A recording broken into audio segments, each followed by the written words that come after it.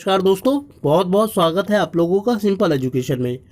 दोस्तों, आज की इस वीडियो में हम लोग बात करेंगे कक्षा 7 की सामाजिक विज्ञान की वर्कशीट नंबर 11 के बारे में।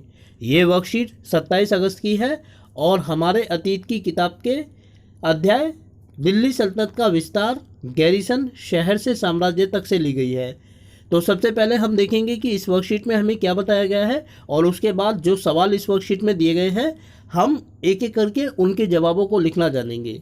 दोस्तों, सबसे पहले सवाल आता है कि गैरिसन का मतलब क्या होता है। सैनिक जो शहर होते हैं जिनको मुख्य रूप से सैनिकों को बसाने के लिए बसाया जाता है उन्हें गैरिसन शहर कहा जाता है। शुरुआत में दिल्ली की जो स्थापना की गई थी वो एक गैरिसन शहर के रूप में की गई थी।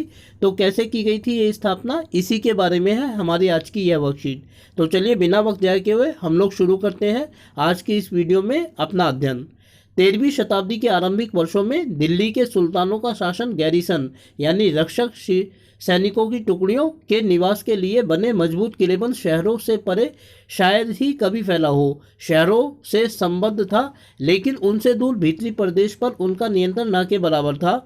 इसीलिए उन्हें आवश्यक सामग्री रसद आदि के लिए व्यापार कर या लूटपाट पर ही निर्भर रहना पड़ता।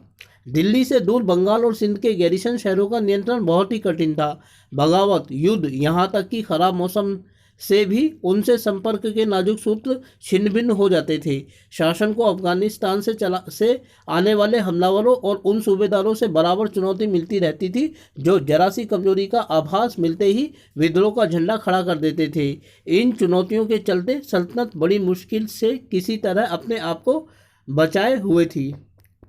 सल्तनत का संस्थापन गयासुद्दीन बलबन के शासन काल में हुआ और इसका विस्तार अलाउद्दीन खिलजी और मोहम्मद बिन तुगलक के राज्यकाल में हुआ। विस्तार के अभियान दो तरह के थे।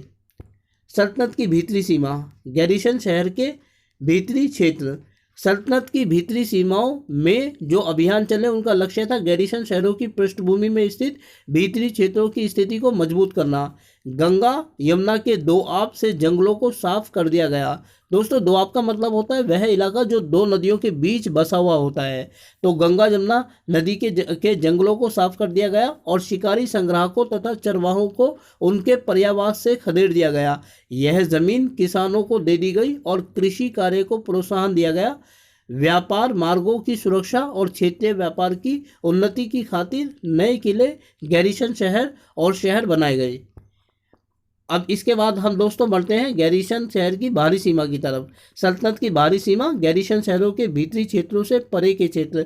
अलाउद्दीन खिलजी के शासनकाल में दक्षिण भारत को लक्ष्य करके सैनिक अभियान शुरू हुए और ये अभियान मोहम्मद बिन तुगलक के समय में अपनी चरम सीमा पर पहुंचे। इन अभियानों में सल्तनत की सीमाओं ने हाथी, घोड़े, गुलाम और मूल्यवान धातुएं अपने कब्जे में ले ली। मोहम्मद तुगलक के राज्यकाल के अंत तक इस उपमहाद्वीप का एक विशाल क्षेत्र उसके युद्ध अभियान के अंतर्गत आ चुका था। दिल्ली सल्तनत की सीमाओं ने शत्रुओं की सेनाओं को परास्त कर दिया और शहरों पर कब्जा किया। इसके सूबेदार और प्रशासक मुकदमों में फैसले सुनाते थे और साथ ही किसानों से कर वसूल करते थे। दोस्तों, कुछ शब्द दिए गए हैं जिनका अर्थ हमें जानना है।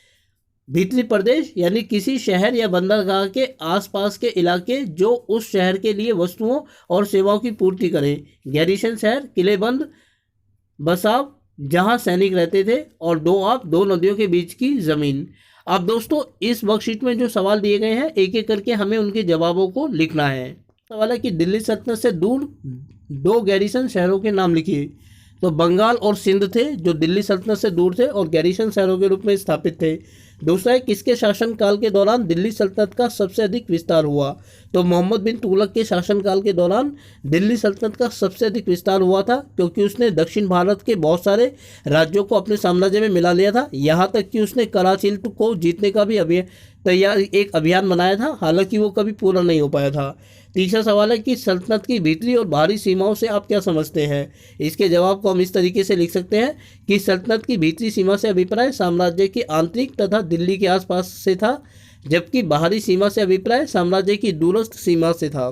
तो दोस्तों ये थी आप लोगों की आज की सामाजिक विज्ञान की वर्कशीट। उम्मीद करता हूँ कि आपको वीडियो अच्छी लगी होगी, और साथ ही आपसे अनुरोध करता हूँ कि यदि वीडियो अच्छी लगी तो वीडियो को लाइक और चैनल को सब्सक्राइब जरूर करें। इसके अलावा आगे आने वाले अन्य दिनों में अन्य वीडियोज़ को देखने के लिए जुड़े रहें मेरे साथ मेरे इस यूट्यूब चैनल पर, जिसका नाम है सिंपल एजुकेशन।